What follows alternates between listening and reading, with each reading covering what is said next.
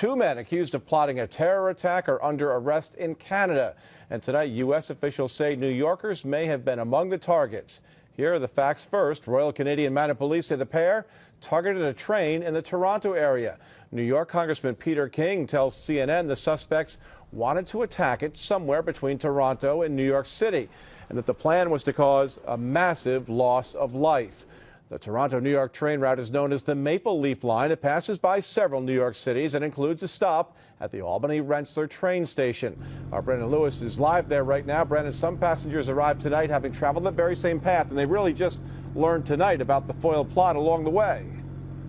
That's right, and we talked to the folks here getting their reaction about what they think about this latest terrorism plot. Actually, kind of a mixed bag among passengers, with some saying now a week after Boston that it's almost becoming the new norm. But one woman we spoke with who was actually on a train coming in from Canada says it's scary to think about, especially as she found out while she was on board that very same train that authorities think the suspects were targeting.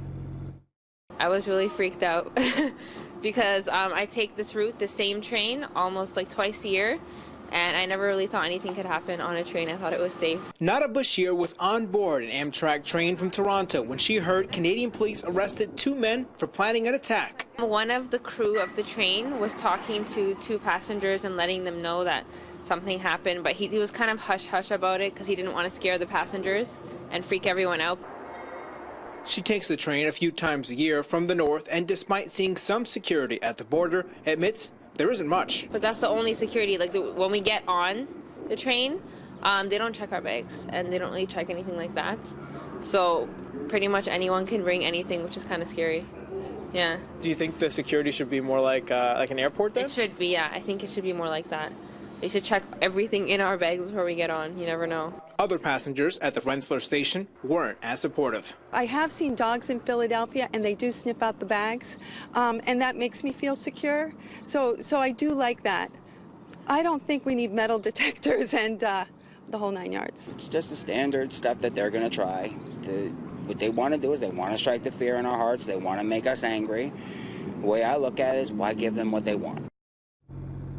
Now, earlier today, we saw a state trooper with a canine unit patrolling the station behind us here.